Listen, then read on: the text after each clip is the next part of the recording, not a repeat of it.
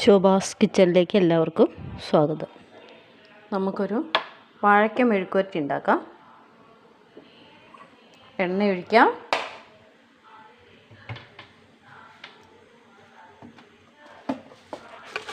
എണ്ണ ഒഴിച്ചാൽ നമുക്ക് കുറച്ച് കടുക്, 2 കരിവേപ്പില ഇടാം.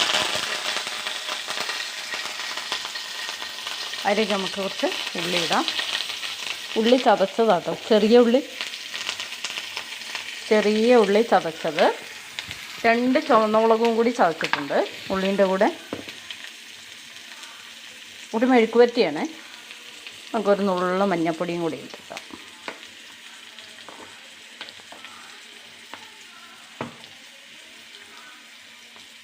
ഉപ്പൊക്കെ ഇട്ട് വേവിച്ച് വെച്ച വാഴക്കായ്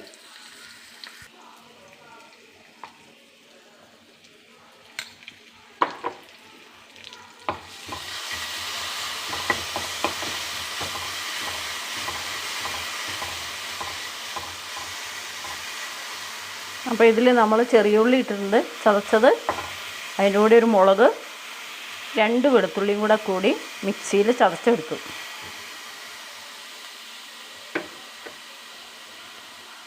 അവിടെ നമുക്ക് വേവിച്ച് വെച്ച കായ ഇങ്ങോട്ടിടാം.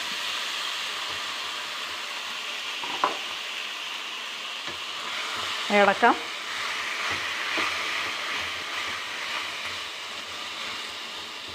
ഇത് ഇവിടുന്ന് നല്ലോണം തോർന്ന് കിട്ടണം. ഇങ്ങനെ മെഴുക്കുവരട്ടി നമുക്കുണ്ടാക്കാം. നല്ല ടേസ്റ്റാണ്.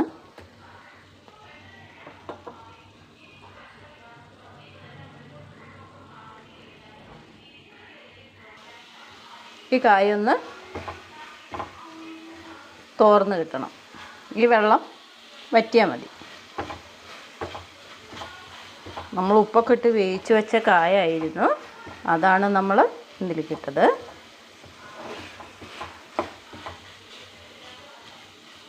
കായ മെഴുക്കുവരട്ടി വയ്ക്കാനൊക്കെ എല്ലാവർക്കും അറിയാം അല്ലേ? എല്ലാവരും അതൊക്കെ ചെയ്യുന്നതാണ്. ഞാനും നമ്മുടെ കിച്ചണിൽ നമ്മളും ഇതൊക്കെ ചെയ്യുന്നു.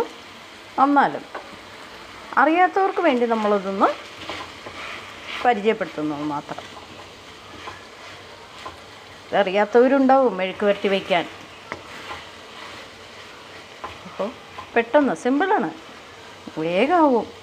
ഇതൊക്കെ ചോറ് വിളമ്പി വെച്ച് നമുക്ക് ഈ മെഴുക്കുവരട്ടി ഉണ്ടാക്കാം. അത് കൂട്ടി നമുക്ക് കഴിക്കാം. അപ്പം മെഴുക്കുവരട്ടി ആയിക്കൊണ്ടിരിക്കുന്നു.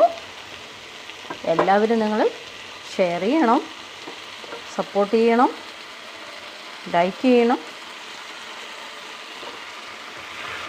മെഴുക്കുവരട്ടിക്കായി അതൊന്ന് വരണ്ട് വരണം. നിങ്ങളെല്ലാവരും ഇങ്ങനെ ഒന്ന് ചെയ്ത് നോക്കും. നല്ല ടേസ്റ്റാണ് മെഴുക്കുവരട്ടി. മെഴുക്കുവരട്ടി മാത്രമല്ല, ചോറായിട്ടുണ്ട്. അടച്ചു വയ്ക്കാം. ഒരു തോരനായിട്ടുണ്ട്.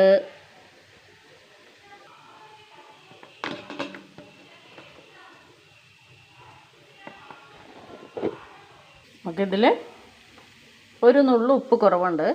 അപ്പോൾ നമ്മൾ ആ ഉപ്പും കൂടി ഇതിലേക്ക് ചേർക്കുന്നുണ്ട്. ഉപ്പുണ്ട്, പക്ഷേ ഒരു പൊടി ഉപ്പിൻ്റെ കുറവുണ്ട്. അതും കൂടി നമ്മൾ ഇതിലോട്ട് ചേർത്ത് ഇളക്കി. അപ്പോൾ അത് റെഡി ആയിട്ടുണ്ട്.